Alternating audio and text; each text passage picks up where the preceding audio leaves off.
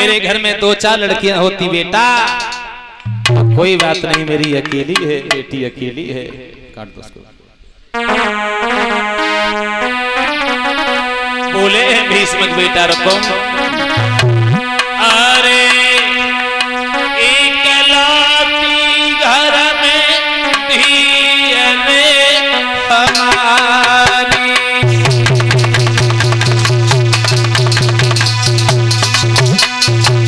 बेटा रकम तुझे मर जाना चाहिए। तू समाज में कैसे मुंह दिखाएगा? मेरे घर में मरे हमारे दुश्मन, हम काहे मरे? मेरे घर में 2-4 लड़कियां होती, कोई बात नहीं, रानी कहलाएगी रानी। शर्म नहीं आई बेटा तुझे? अरे इकलौती घर में रे हमारी, मैंने बड़े लाल प्यार से बिटिया पाली।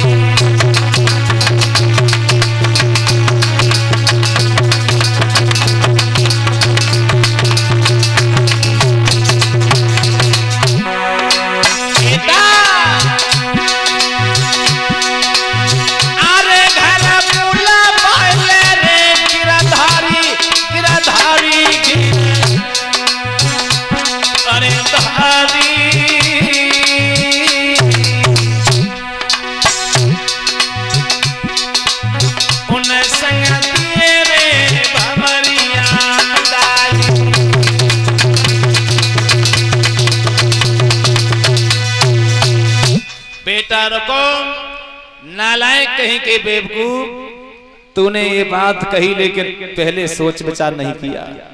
तुझे शर्म आने चाहिए। अकेली है हमारी पुत्री रुक्मिणी, उसकी शादी अपने साले के साथ करेगा। तू हमारा बड़ा पुत्र है, अगर कोई और होता तो हम फांसी लगवा देते। पिताजी हाँ, बाप को जूता अगर बेटा के बनन लगे तो नहीं उस समय रहो, बुढ़ापे में तुम्हारी बुद्धि जाना चलते, बहुत कुछ बोल रहे तुम। वो छोटा बेटा हमारा सच कह रहा है, कन्हैया के साथ विवाह होगा, कन्हैया के साथ। बागी तो होनी मर रही है, और का बताओ जावे का चुकाते हैं। तुम दोनों में ही अभी झगड़ा हुआ जा रहा है, हो जाएगा अभी हमारी बेटी का स्वयंवर। हम थोड़ी लड़े हैं, हम जत्ते नहीं लड़े, हमें सोचना कि तुम्हारो ही न कहूँ करते हो। कभी छोटा लड़ रहा है, कभी बड़ा लड़ रहा है। पिताजी हमें लगता है ऐसे ही स्वयंवर हो जाएगा हमारी बेटी का। जे ज्यादा बोलिए बेचारे के 3 ही रह जाए, ध्यान रखो। बेटा तू चुप ही बैठ जा, तू के बीच में बात ज्यादा कर रहा है। हम तो चुप्पा बैठे, हमें क्या बुझा कह रहे हो 4 के 3 नहीं, हमें तो कुछ 6 ना हो ही जाए। बेटा कुछ तू ही सोच ले, हम क्या कह रहे हैं। तो आज निर्णय हो गया, रुकम ने कह दिया हम अपनी बहन का विवाह करेंगे, तो दौर वो चंदेरी के रहने वाले अपने साले सिसपाल के साथ करेंगे, और उस कन्हैया के साथ हम नहीं करेंगे। क्यों? कन्हैया वन वन में घूमने वाला, दही दूध माखन छीन छीन के खाने वाला, लड़कियों के पीछे पीछे घूमने वाला लड़का, ऐसे चरित्रहीन वाला, दही दूध माखन चुरा चुरा के खाने वाला, जिसके कुल खानदान का भी नहीं मालूम। कोई यशोदा देवकी का लड़का नंद यशोदा का बताता है, कोई वसुदेव देवकी का बताता है। ऐसे कले काले कलूटे के साथ हम अपनी बहन का विवाह कदाप नहीं कर सकते पिताजी, समझे? आज भक्तों महाराज भीष्मक आंखों में पट्टी बांध के पछाड़ खा करके महलों में गिर गए। कहने लगे मेरा पुत्र बड़ा नालायक है, अब मुझे लगता है हिरगिज माने का नहीं। महाराज भीष्मक गिर गए हैं आंखों को बांध के पछाड़ खा करके महलों में। उधर रुकम ने नाई ब्राह्मण को बुला लिया। माता बहनें शोर बहुत कर रही है, गर्मी है, का करे बेचारी, गर्मी लगे तो ये ताके मारे था से बात कर रही है। और का कूलर चल रहा है, पंखा चल रहा है, का करो जाए। तो बात करने से क्या हवा मतलब चल जाएगी, गर्मी कम हो जाएगी। हाँ निकल बातचीत करते रहे तो एक दूसरे के मुंह से हवा निकलती रहा, लगाते रहे। तो नाई ब्राह्मण को बुला लिया है रुकम ने, और नाई ब्राह्मण से कहा एक काम करिए, तुम यहाँ बैठ जाओ। वो हमारे बहनों, वो हमारे साले जो शिषपाल हैं चंदेरी के रहने वाले, उनके पास जाना तुम। वो हम पत्र लिख रहे हैं, उसको वहां पहुंचा देना। तो रुकुम अपने साले शिषपाल के लिए, केसीयू की आवाज बढ़ा दो थोड़ी, केसीयू की आवाज। रुकुम अपने साले शिषपाल के लिए पत्र लिख रहा है। और क्या लिख रहा है? चंदेरी में रहने वाले हमारे साले शिषपाल, आगे निवेदन ये है, आज तक आप हमारे साले रहे, हम आपके बहनोई रहे। आज के बाद हम तुम दोनों बराबर होने जा रहे हैं, क्योंकि आपका हमारे ऊपर एक एहसान है। आपने अपनी बहन का विवाह हमारे लिए किया, उस एहसान को बराबर करने के लिए हम अपनी बहन का विवाह तुम्हारे लिए करना चाहते हैं। और पत्र में क्या लिख रहा है वो रुकुम अपने साले शिषपाल के लिए?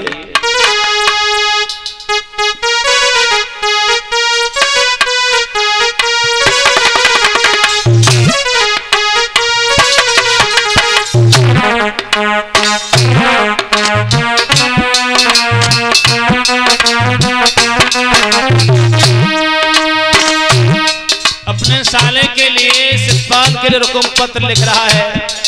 चंदेरी में रहने वाले साले शिषपाल,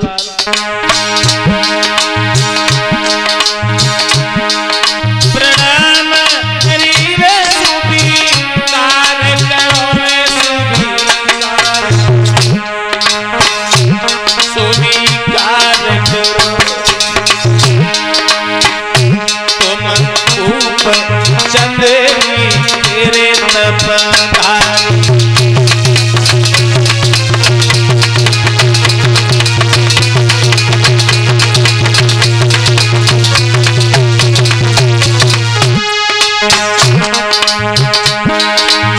और लिख रहा है,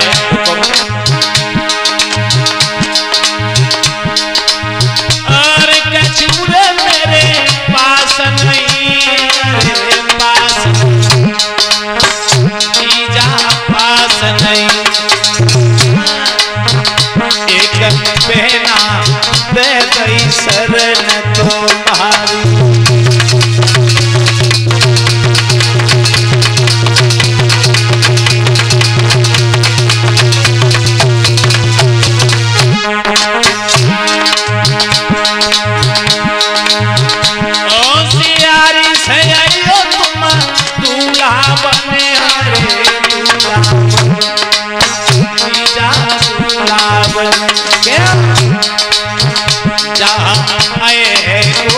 मथुरा को बनवारी,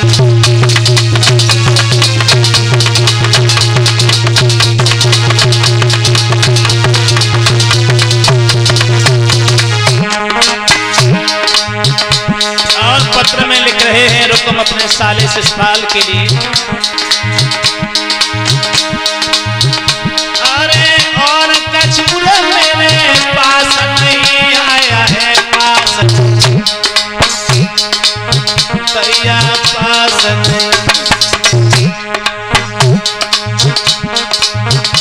हमने तो ले ली शरण तुम्हारी।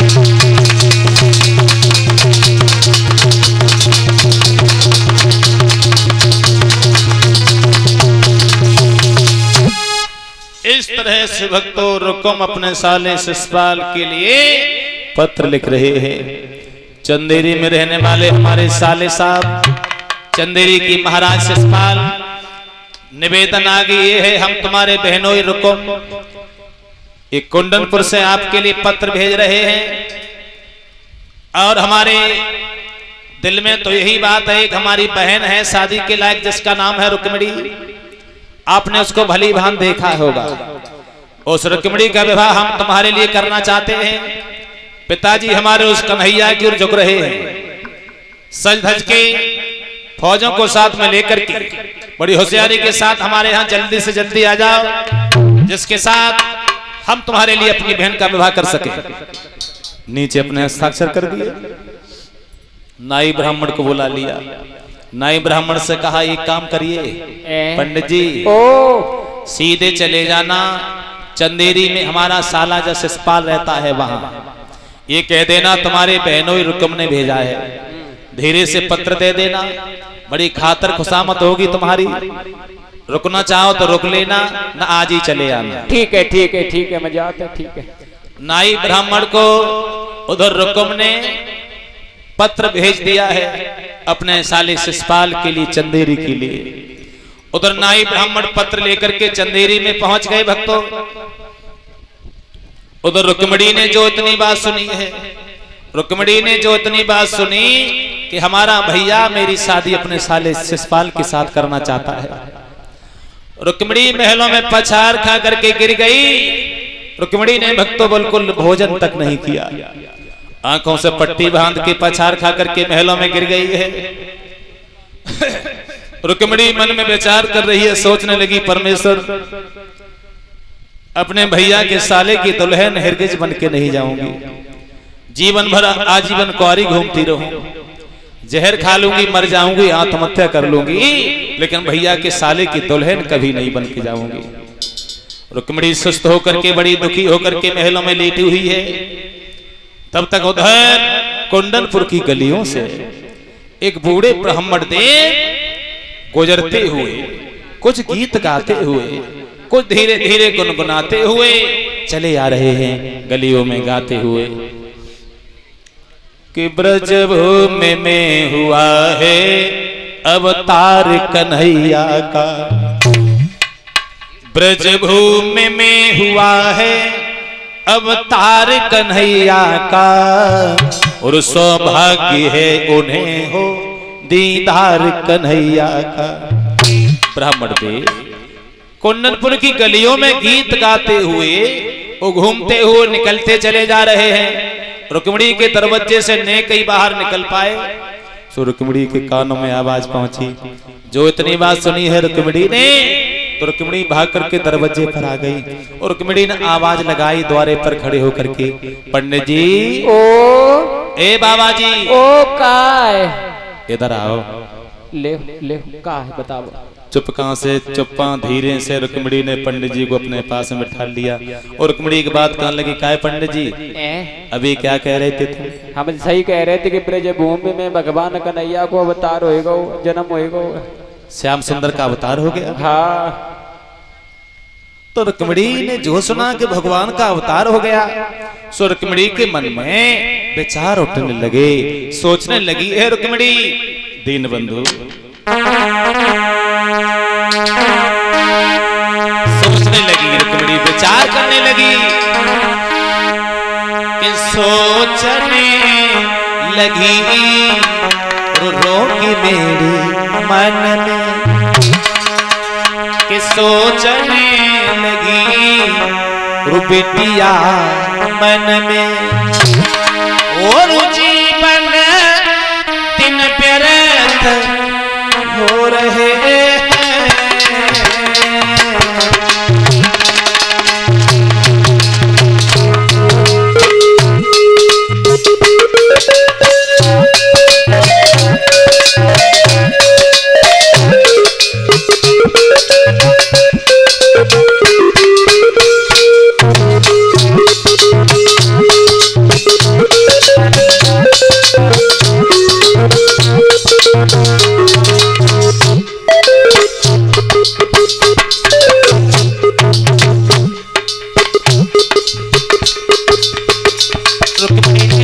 किया है। रुक्मिणी सोचने लगी, परमेश्वर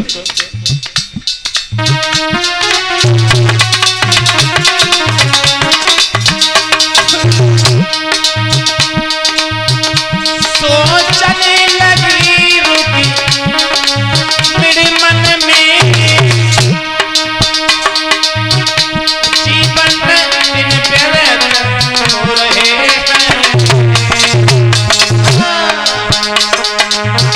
ये माया यहाँ पे सूझ गई,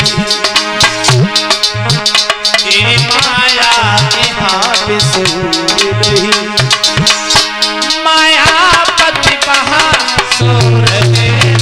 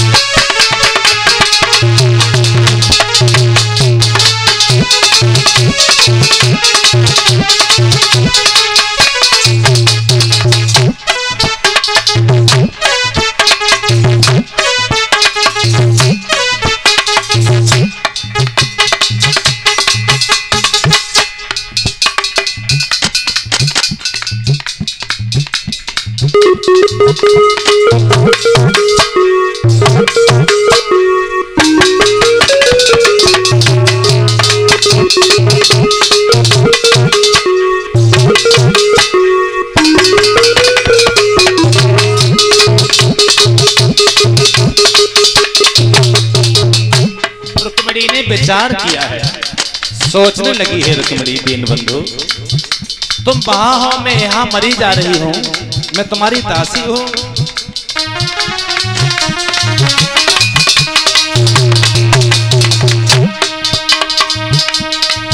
सोते जगते चलते फिरते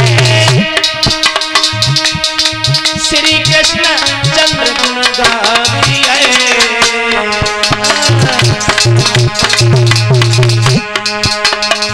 सखियों में जो चर्चा छिड़ जावे, बेटा राजा दो, सखियों में जो चर्चा छिड़ जावे, श्री कृष्ण चंद्र गुणगाती है।